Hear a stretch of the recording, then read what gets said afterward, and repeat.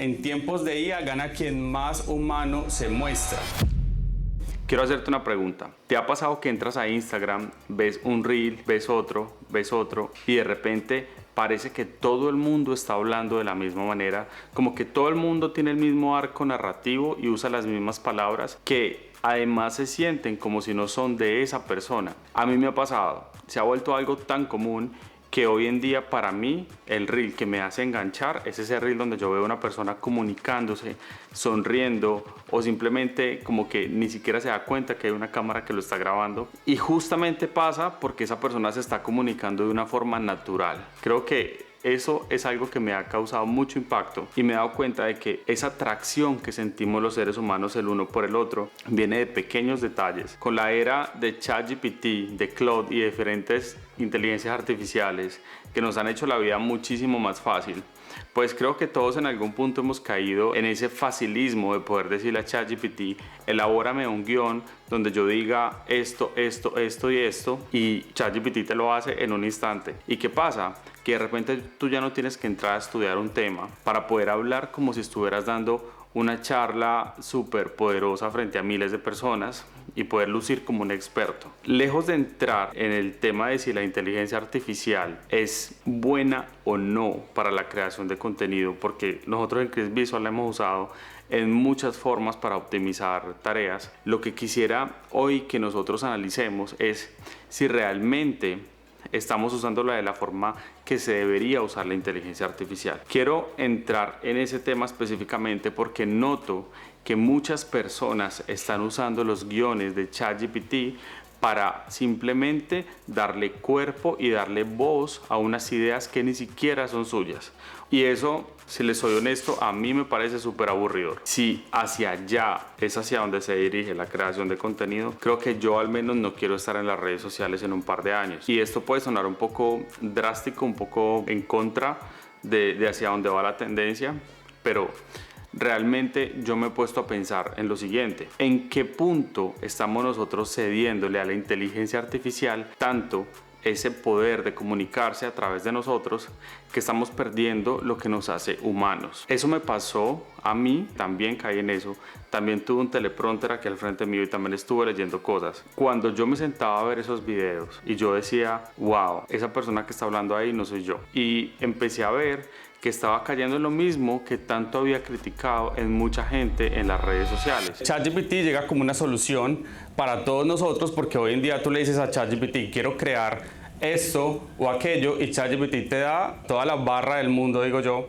Él te hace pensar que tú puedes crear cualquier cosa, ¿verdad? Y esa es de las cosas favoritas que para mí existen de esas plataformas, pero eso tiene su lado negativo, y es que ChatGPT muchas veces te da palabras que no necesariamente son tus palabras. A veces cuando tenemos un guión de ChatGPT y empezamos a leerlo y empezamos a hablarlo o a intentar interiorizar palabras que no son de nosotros, pues evidentemente se nota.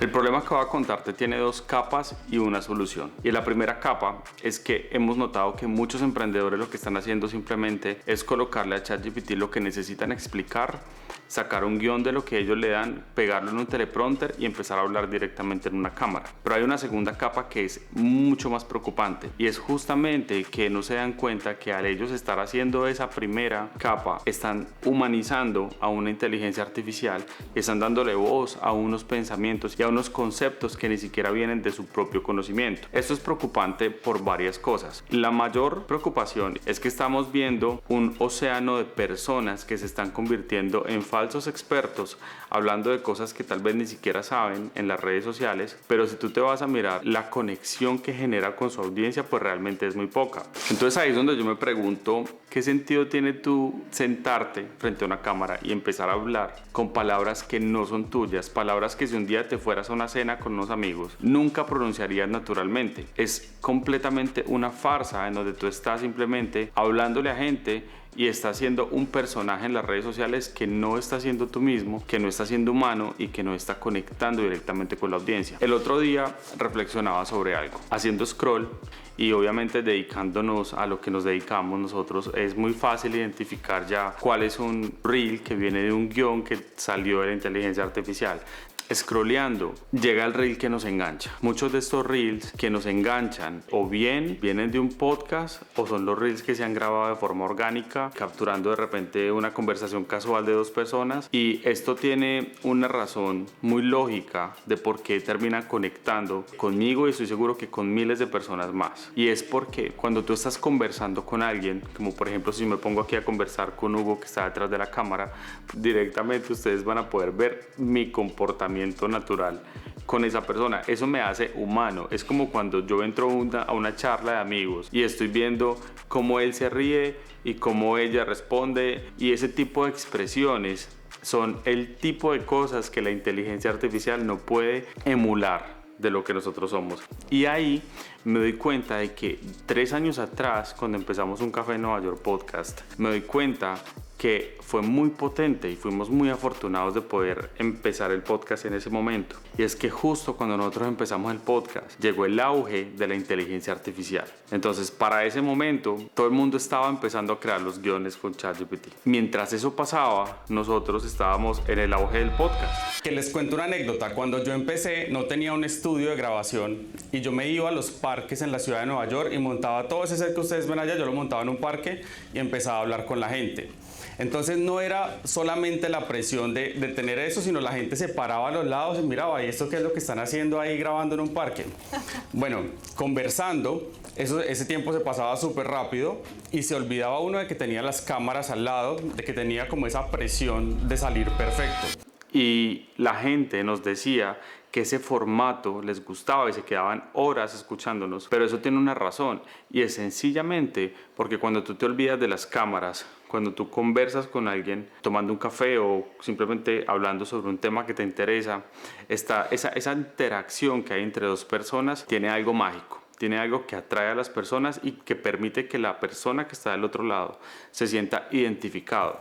Eventualmente, cuando llegamos a tener nuestros clientes, empezamos a ver que esos problemas que habíamos tenido nosotros también eran problemas por los que atravesaban nuestros clientes. Entonces dijimos, ok, aquí hay un patrón. También le pasa a los emprendedores, también le pasa a la gente que está creando negocio aquí en los Estados Unidos y seguramente en muchas partes del mundo. Y a la vez que eso pasa, por otro lado, crear contenido se ha vuelto una necesidad, porque si tú no creas contenido, entonces ¿cómo te haces visible para tu audiencia, verdad? ¿Cómo construyes una comunidad? Entonces teníamos un problema y teníamos por acá una necesidad, y por este lado teníamos una experiencia a través del podcast.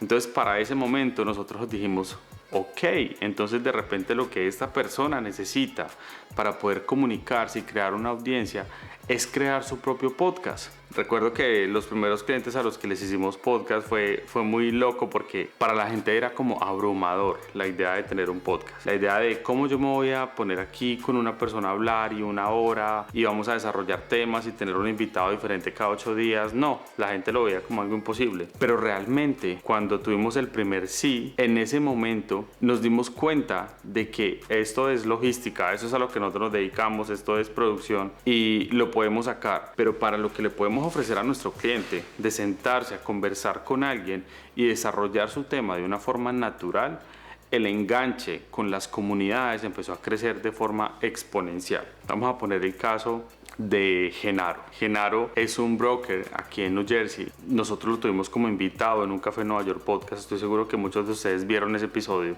Y Genaro, cuando vio el resultado de ese podcast y vio el nivel de conexión que tuvo con la gente a través de Un Café en Nueva York podcast, él simplemente se dio cuenta de que él necesitaba hacer su podcast. Pues ¿qué pasó? Un par de meses después hicimos su primer podcast con el señor Carlos, un contador muy exitoso aquí en New Jersey, y él lo que hizo básicamente fue compartir preguntas que son afines a la audiencia de cada uno. Pero no solamente eso, pensemos en el caso de Patti Bolaños de Higo. Con Patti sí que luchamos con el tema de hacer el contenido. Ella está un poco reacia con el podcast, el tiempo, bueno, todo lo que esto lleva, porque tampoco es como que súper fácil de hacer. Pero Patti decidió confiar.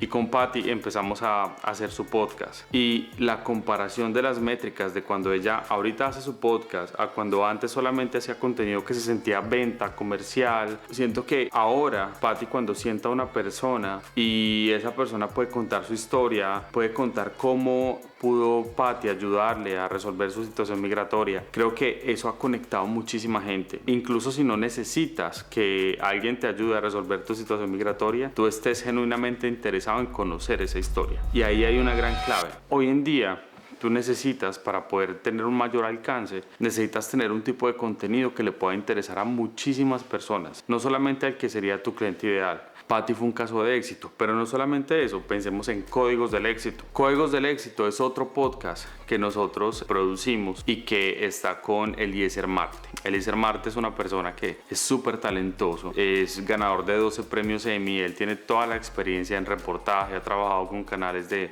noticias aquí en los Estados Unidos, y Eliezer decidió confiar en nuestra visión para co-construir, para co-crear Códigos del Éxito. Es una plataforma en la cual los emprendedores pueden venir y gente que de repente nunca se ha sentado en un podcast pero que tiene tanta información valiosa para contarle al mundo, y a través de Eliezer y a través de una conversación pueden contarle al mundo su expertise, pueden contarle al mundo todo el valor que tienen para aportarle. Entonces, el podcast definitivamente ha sido una de las técnicas más potentes que hemos encontrado para que los emprendedores puedan comunicarse de la manera más auténtica posible. Y no solo para los emprendedores, sino yo creo que cualquier persona que quiera comunicarle algo al mundo es una herramienta muy potente que se puede usar hoy en día.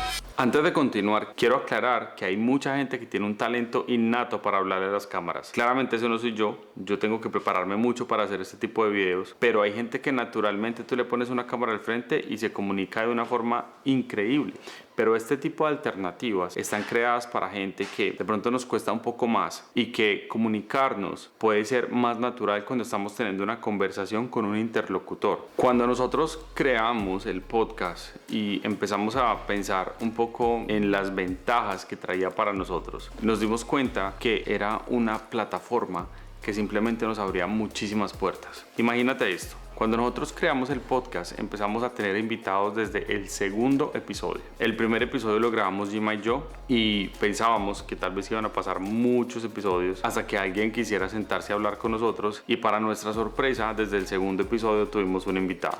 Hoy en día te puedo decir que hemos tenido la oportunidad de sentarnos a hablar, a tomar un café tú a tú con gente que de pronto en otros contextos nunca hubiéramos podido hacerlo. Cuando nosotros llegamos a Estados Unidos, tuvimos trabajos normales en limpieza, como meseros, haciendo deliveries, y son el tipo de contextos donde muchas veces no puedes sentarte a hablar en una forma mucho más cercana con gente que de pronto puede abrirte oportunidades. Hoy te puedo decir que haber tenido la oportunidad de sentarnos y conocer a esas personas nos ha permitido conectar con gente extraordinaria y gente que nos ha abierto las puertas de muchas opciones y que nos han permitido aprender y crecer, y no solamente eso, sino llevar muchísimo valor a nuestra audiencia. Por eso sabemos que la gente que ve un Café en Nueva York podcast es gente que está construyendo cosas en Estados Unidos y que tiene un propósito. Así que justamente por eso quería traerte esta información, porque sé que si en algún punto tú te has planteado hacer contenido y ha resultado difícil para ti, esta puede ser tu alternativa. No sé si de pronto has tenido esa intención de sentarte con un amigo, con una amiga y hacer un podcast, o de repente hacerlo tú solo, tú sola, y has tenido miedo. Pues déjame decirte que nosotros tuvimos muchísimo miedo cuando lo fuimos a empezar. Nosotros cuando empezamos no teníamos un lugar donde pudiéramos tener siquiera esto.